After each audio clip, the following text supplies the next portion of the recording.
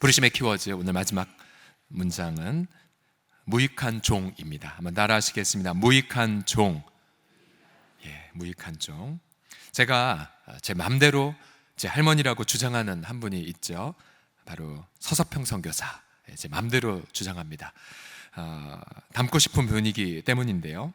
이 서서평 선교사 본명은 엘리자베스 쉐핑, 독일 태생이고 또 미국 이민자 가정에서 자란 분.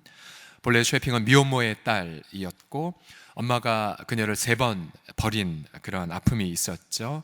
한 번은 어린아이 그냥 부모님께 맡기고 엄마 혼자 미국으로 가버렸고, 또 그 엄마를 찾아서 미국에 왔지만 중간에 예수 그리스도를 만났기 때문에 다른 종교 그 신앙을 받아들일 수 없어 엄마한테 버림받았고, 또 다시 이분이 선교사가 되어 엄마를 찾아갔지만 40대의 나이에 난 너 같은 거지 두지 않았다라고 하며 엄마한테 버림받은 아픔의 여인.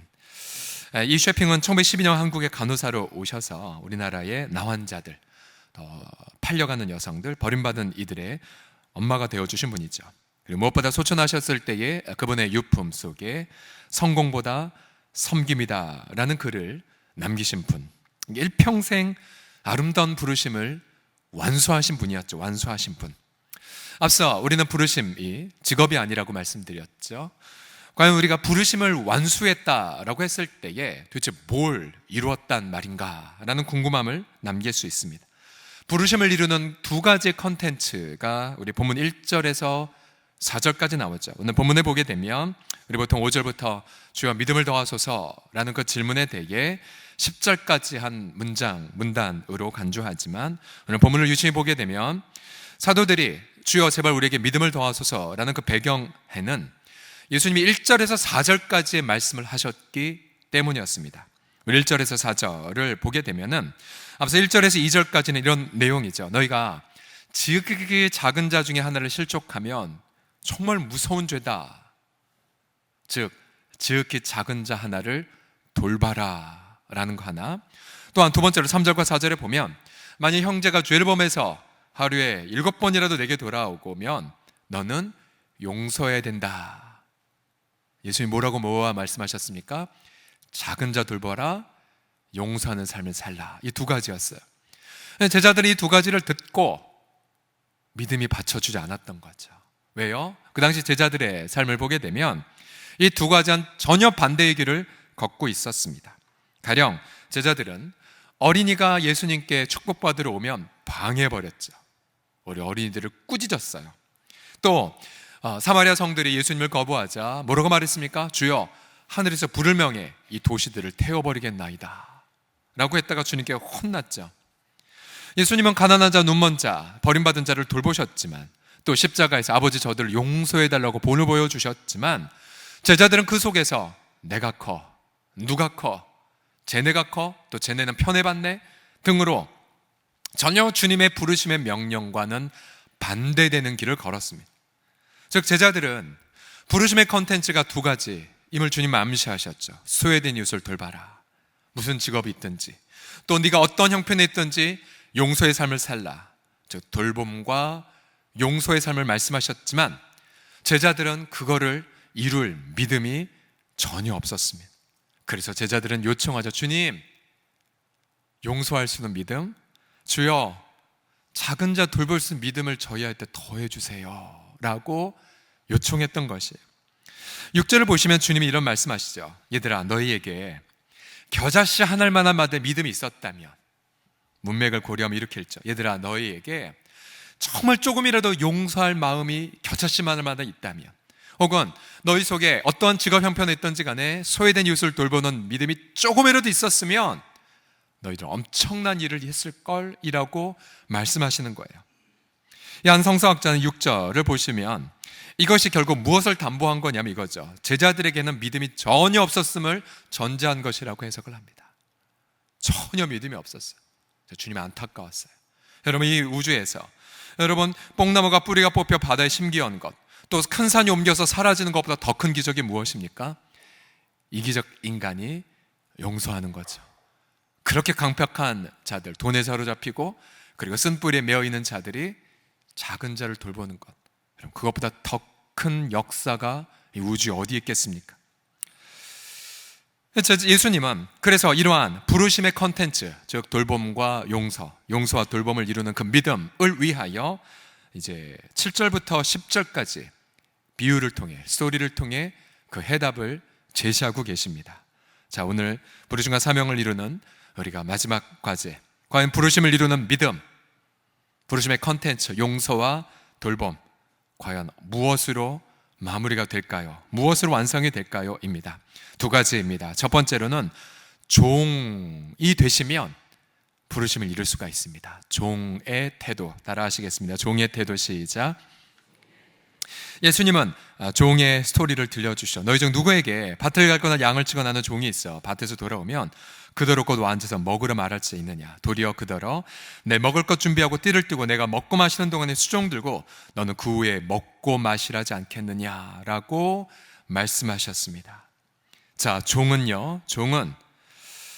주인의 자원을 가지고 주인의 일터에서 주인의 명령을 순종하는 자이죠.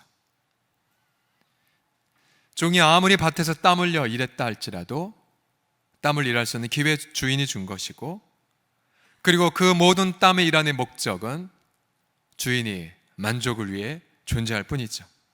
주인이 식사를 다 마치고 나서 그제서야 종은 자기 먹을 걸 할 수 있던 것입니다. 그러니까 종은 철저하게 주인의 만족을 위해 있다라고 주님 말씀하셨어요. 그러면 우리가 부르심을 이루는 그 믿음의 핵심에는 무엇이 있습니까? 이 고백이죠. 주님, 모든 게 다 주님의 것입니다. 주여, 모든 게 다 주님의 은혜입니다. 주여, 우리는 당신의 종입니다. 말씀해 주세요. 라는 태도로 있을 때 우리는 부르심을 일평생 이루어갈 수 있죠. 고린도전서 6장 19절 20절을 다 같이 읽겠습니다. 시작. 너희 몸은 너희가 하나님께로부터 받은 바 너희 가운데 계신 성령의 전인 줄을 알지 못하느냐?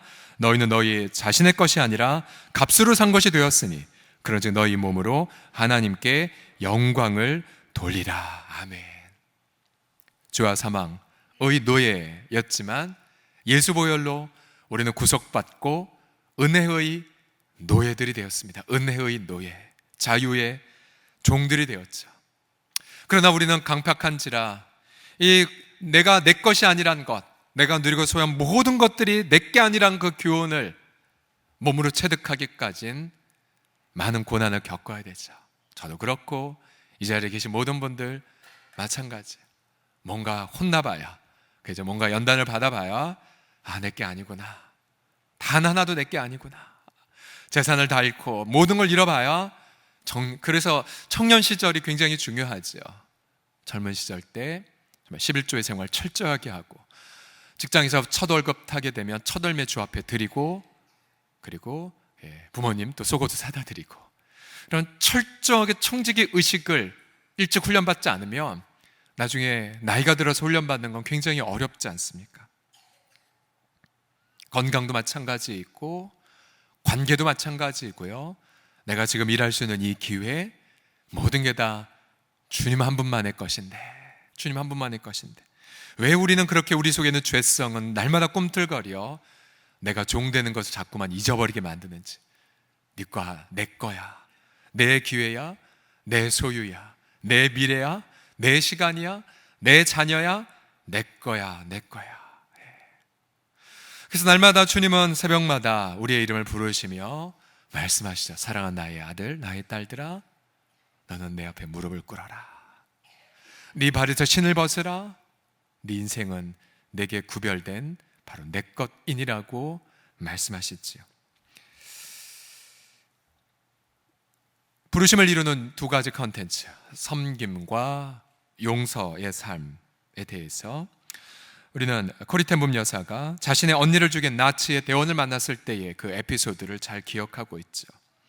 유럽 전역에 다니며 용서의 삶을 가르쳤을 때, 우리나라 치면 이제 손양호 목사님 같은 역사였지만, 그러나 자신의 언니를 죽인 원수를 만났을 때 그녀는 부르르 떨며 이렇게 항변했죠. 주여, 저자는 용서할 수 없어요. 어떤 인간이었는데. 그때에 그는 계속해서 이런 감동을 받았죠. 나는 네가 저 사람을 용서할 수 있느냐 없느냐를 묻는 것이 아니라 용서하라는 것이 내 명령인데 내 명령 앞에 순종하느냐 안 하느냐를 내가 묻고 있다라고 하는 감동을 받았어요. 용서가 자신의 감정이 아니라 바로 명령이라는 것. 용서에 감정이 없었죠. 용서할 이유도 없었죠. 용서하고 싶은 마음도 없었어요. 지정의 전부 다 따라주지 않았지만, 그러나 고리대분 마음속에 아주 겨자씨만한 단 하나의 믿음. 주여 순종할게요. 의지를 다해 주여 순종할게요. 순종, 아주 겨자씨만한 순종을 한 그 순간 그녀를 덮고 있는 여리고 성보다 더 강력한 미움의 성곽이 우르르 무너진 걸 경험했죠. 순종하자 뜨거운 마음이 부어졌고, 손을 내밀었고, 감정이 부어졌고, 의지하고픈 마음이 부어져서 그를 안고 용서를 선언했죠. 용서를 선언한 것. 손양호 목사님도 자신의 두 아들을 죽인 자를 용서할 때 동일한 심경이셨을 거예요. 우리야 그분의 고뇌의 글을, 자료를 찾아볼 수 없죠. 그냥 감사헌금 드렸다, 9가지 감사 드렸다, 이게 뿐이었지만 아니에요. 어찌 어떤 아비가 그렇게 처음부터 고뇌함 없이 있었을까요? 그도 죄인이었을 테니까. 단 한 가지의 마음이죠. 주여, 난 당신의 은혜의 종일 뿐입니다. 용서받은 자로서 용서의 명령을 받은 종일 뿐입니다. 1만 달란트의 빚을 긍휼함으로 탕감받은 종일 뿐입니다. 내게 100달러의 빚을 진 내 동료들을 풀어줄 것입니다. 그 명령. 또한 섬기는 것도 마찬가지이죠. 여기 중에 지극히 작은 자 하나에게 한 것이 곧 내게 한 것이니라고 말씀하시면서 소외된 이웃들을 돌보는 것, 명령이죠. 왜요? 저와 여러분이 이 땅에 죄로 인해 소외된 이웃이었지만 주님은 친히 하늘 영광 버리고 이 땅에 오셔서 우리 발을 닦아주시고 죽으셨거든요. 그래서 섬김도 명령이죠. 일평생, 그래서 우리는 주 앞에 나아가 은혜의 메인 종들, 부르심을 어떻게 분별하냐고요? 간단합니다. 주여, 나는 당신의 종입니다. 오늘 눈을 들어 노트에다가 여러분이 가지고 있던 목록을 다 쓰신 이후에 이렇게 쓰시면 돼요. 이 모든 것의 소유권 주의 것. 이 자리에 우리 학생들이 있어서 고백을 하지만, 지식과 공부에 있어서 하나님의 소유권을 인정했던 시점은 대학교 2학년 때였었어요. 부흥회 때에 제가 이런 고백을 했었어요. 그런 믿음이 생겨서, 주님, 제가 이 부흥회 때, 남부교회 시절 때에 제일 은혜를 많이 받고 싶다는 걸 나타내고 싶은데 하나님, 뭘 하면 좋을까요? 그때 생각나왔던 건 이 말씀이었었어요. 누가복음인가요? 한 청년에게 네 소유를 다 팔고 내게로 오라. 내 소유가 뭐가 있지? 책상이 있고 책이 있고 책장이 있었구나. 그래서 그때 부모에게 상의함 없이 다 팔아서 헌 책방에 다 집어넣었었죠. 꽤 많은 돈이 나왔더라고요. 그래서 그거를 건축헌금을 갖다 드리면서 그런 고백을 했었어요. 이제 당장에 공부할 책들이 없지만 이런 고백, 주님, 저 도서관에 있는 모든 지식들이 제 거입니다. 저 대학교 도서관에 있는 모든 지식들이 제 겁니다 라고 그렇게 고백을 했어요. 순전히 저 혼자 고백을 했죠. 근데 그때부터, 그 이후부터 주일날 공부 안 하고 하나님 앞에 예배드리고 그냥 하나님 앞에 이제 큐티하고 성령 충만함 얻을 때까지 공부 보류했다가 충만함 얻으면은 그때부터 공부를 시작을 했어도, 그때부터 이제 장학금의 문이 활짝 열리게 됐던 걸 제가 경험을 했었어요.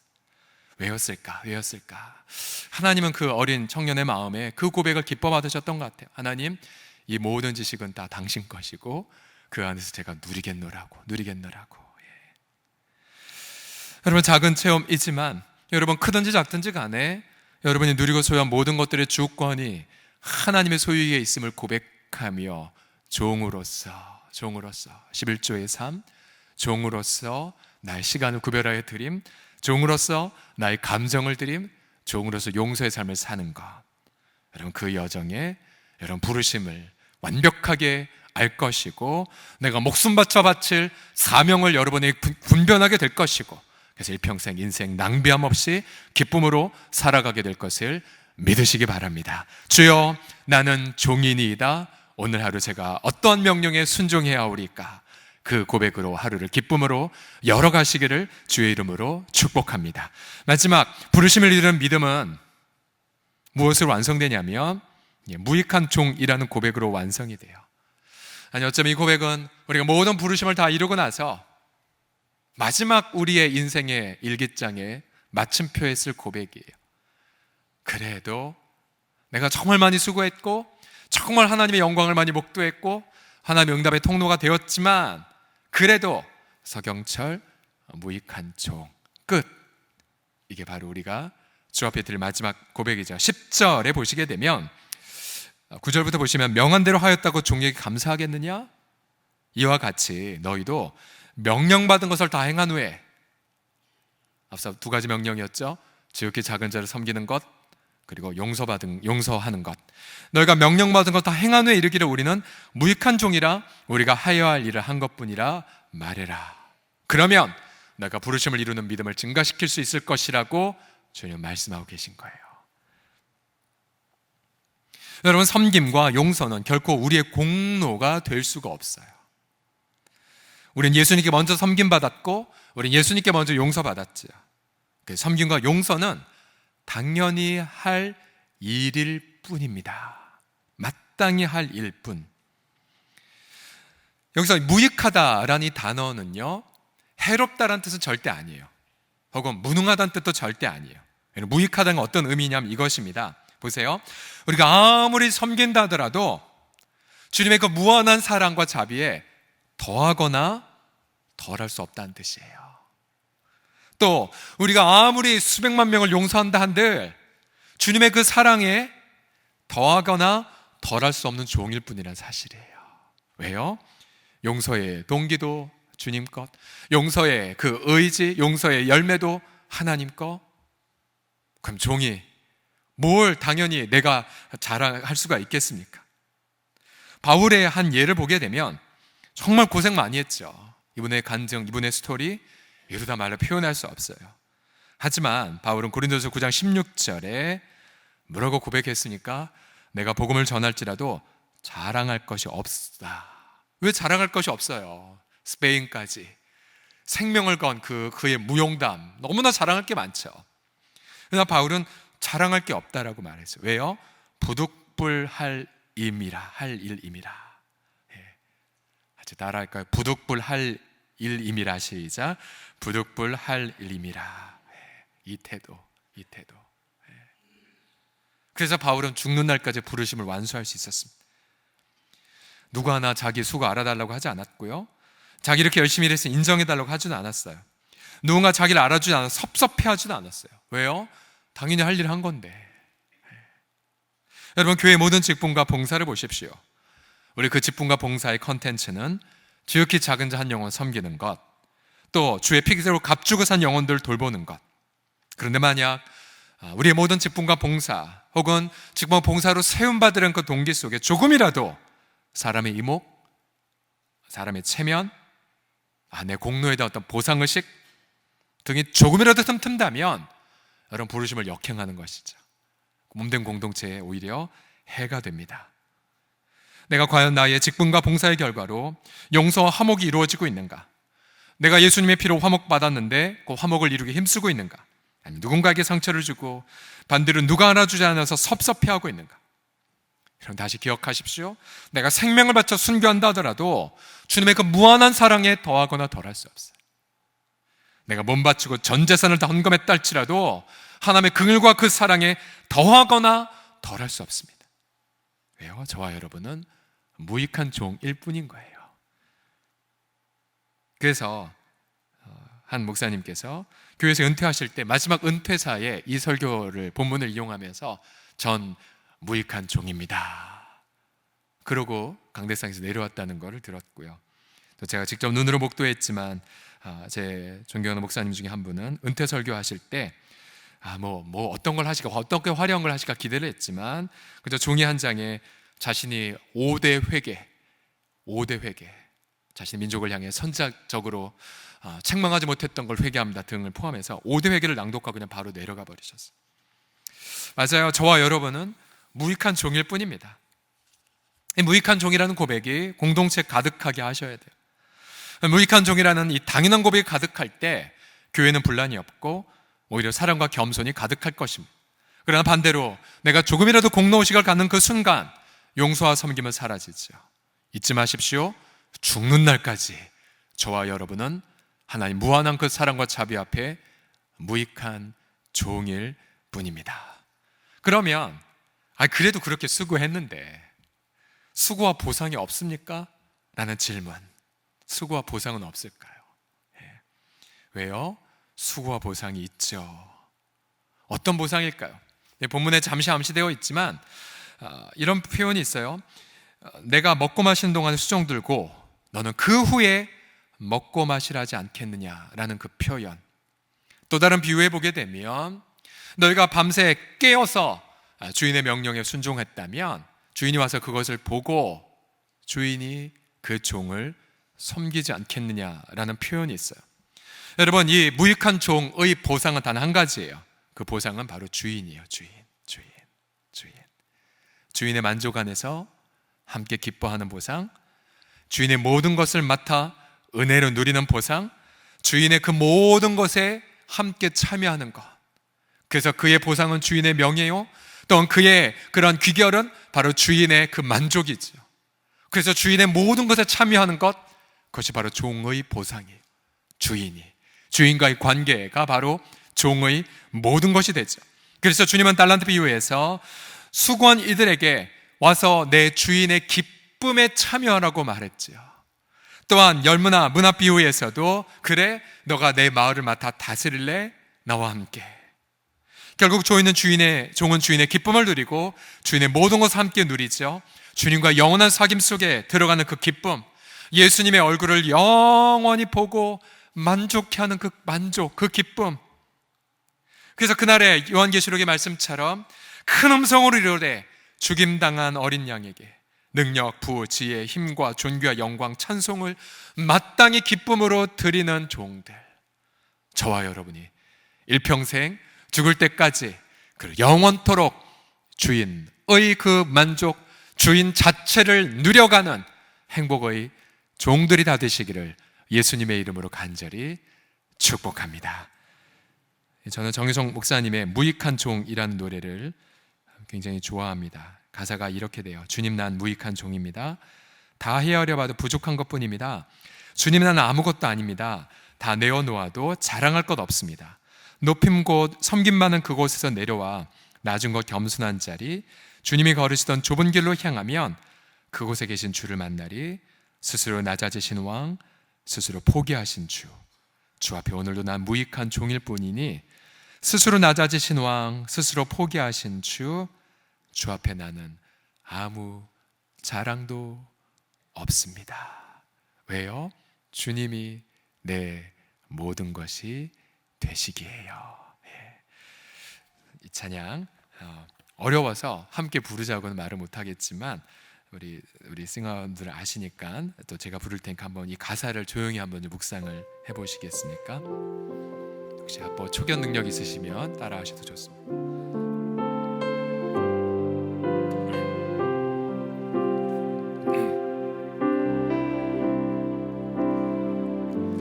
주님, 난 무익한 종입니다.